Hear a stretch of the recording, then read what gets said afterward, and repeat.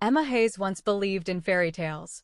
She believed in love, honesty, marriage, and in Daniel Hayes. He had been her high school sweetheart, the charming boy with an easy smile and promises that seemed too good to be true. They grew up together in Maplewood Creek, a quiet American town surrounded by golden wheat fields and warm-hearted neighbors. Life was simple. Life was predictable. And Emma believed she was happy. But some people are storms that look like sunshine, beautiful from far away, but destructive when they finally hit. Emma was not born into wealth. Her parents struggled to make ends meet, and from a young age, she learned the value of hard work. She worked at the town library after school, helped her mother at home, and still graduated with honors. Daniel came from a slightly better family, at least financially. He was good-looking, confident, and everyone liked him. But behind his smile lived a quiet hunger. He wanted more: money, status, admiration. And to him, Emma was the perfect girl, innocent, loving, and trusting. After college, they married and opened a small custom furniture shop together.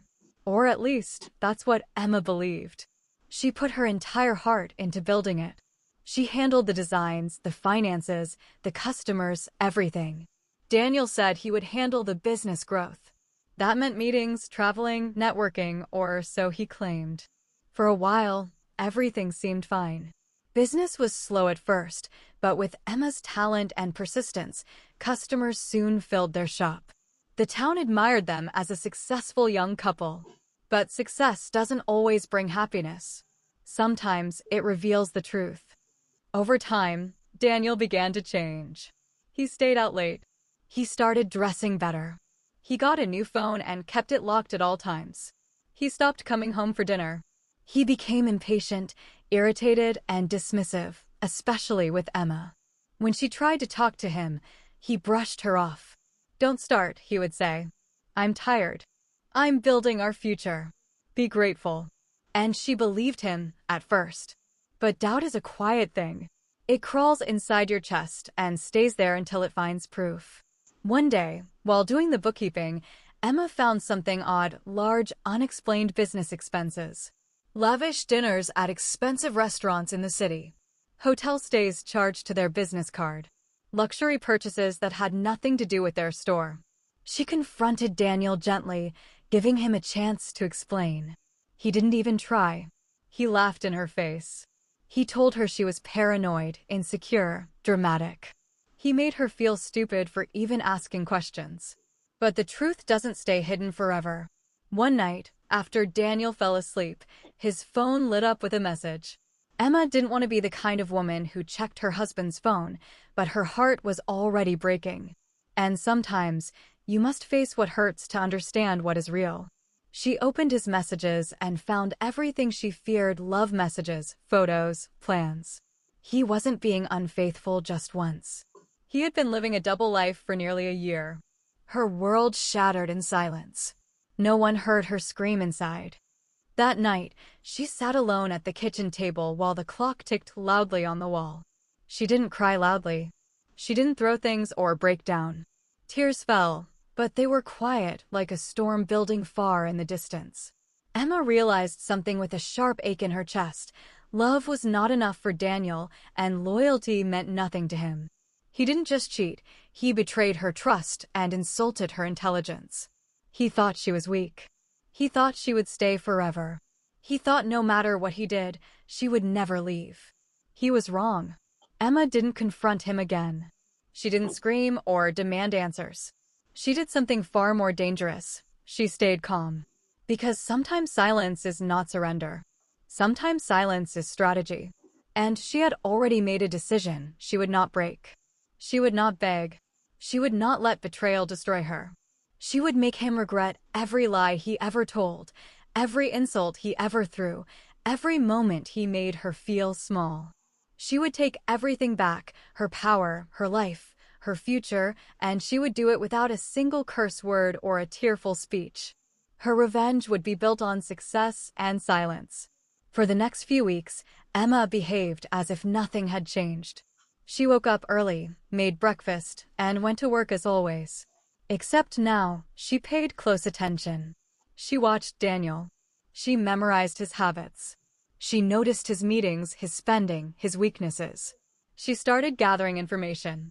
Every receipt, every bank statement, every message, every illegal business transaction he made using company funds, she kept copies of them all.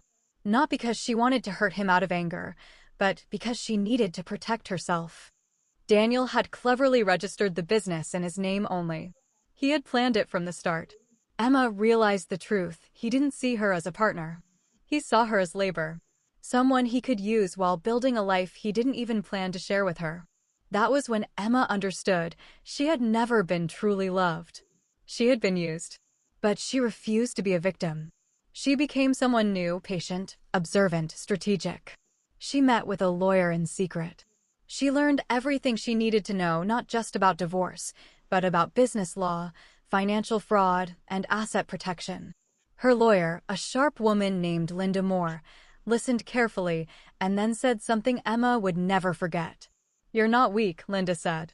"You're controlled. But once you take that control back, you'll be unstoppable." Emma took those words to heart. She contacted business suppliers and long-term clients quietly.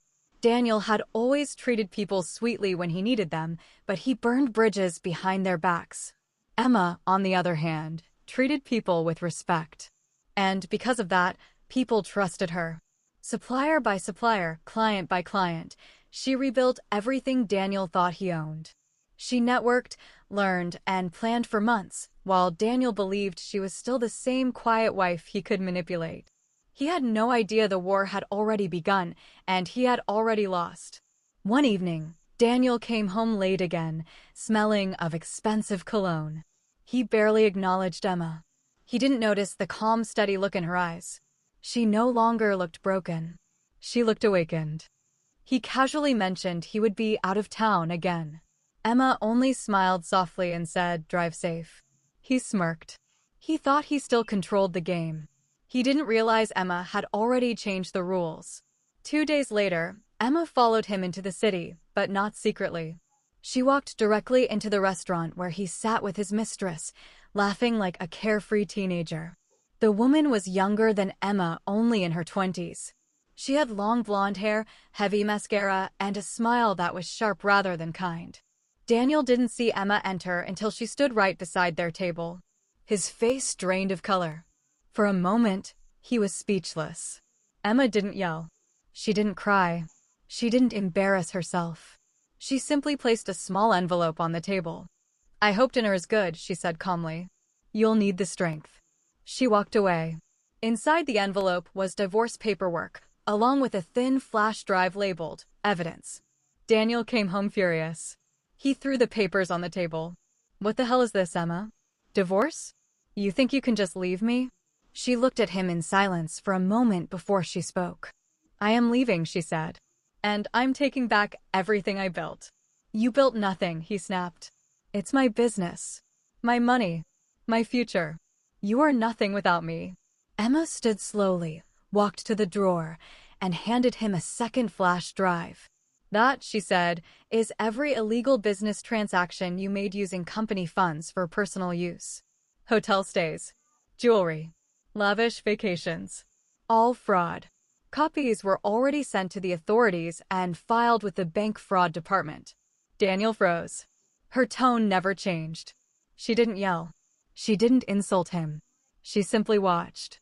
"You wouldn't dare," he whispered. "You shouldn't have underestimated me," she replied. Daniel panicked.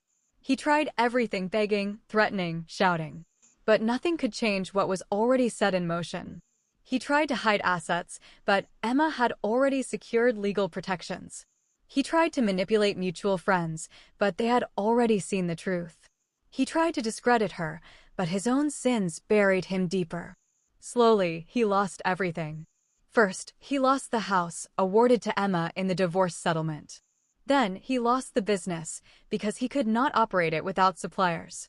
And they refused to work with him after learning about his fraud. He lost his mistress next. She disappeared as soon as the money was gone. His friends vanished too, because people who follow money never stay when it disappears. Daniel was left alone, with nothing but the echo of his own arrogance. Emma's rise didn't happen overnight. Life didn't suddenly become easy. There were hard days, lonely days. Days when she doubted herself. But she no longer needed someone else to believe in her. She believed in herself now. She opened her own furniture company, Carter Designs, using her maiden name. It started small again, but this time, everything was hers. She earned every ounce of success. She became known not just for her craftsmanship, but for her integrity. People respected her. Women looked up to her. And slowly, success returned, this time sweeter, stronger, and truly hers. 2 years later, Emma stood outside a new glass office building, the headquarters of her growing brand. Reporters waited outside to interview her as a rising American entrepreneur. As she prepared to walk inside, she noticed a man standing across the street. He looked thinner, older, exhausted. His eyes were hollow. It was Daniel. He approached her slowly, like a man carrying the weight of his own destruction. He stopped a few feet away from her. "Emma," he said in a broken voice. "I'm sorry." She looked at him, not with hatred, not with anger, but with calm acceptance. "You didn't just cheat on me," she said softly. "You betrayed my trust. You used me. You made me believe I wasn't enough. But I was never weak. I was quiet. There's a difference." He nodded slowly, defeated. "I lost everything." "No," she replied, her voice steady. "You threw it away." He took a breath. "Can you ever forgive me?" She didn't hesitate. "I forgave you a long time ago. Not for you, for me. Forgiveness isn't for people who hurt us. It frees us from them." Daniel lowered his head. "I never thought you would become this strong." She gave him one last look. "You should have," she said. She turned and walked away, not out of revenge, but freedom. Because real revenge isn't loud. It isn't angry. It doesn't destroy people. Real revenge is proving to yourself that you can rise higher than the ones who tried to break you. Real revenge is success. And Emma had won silently.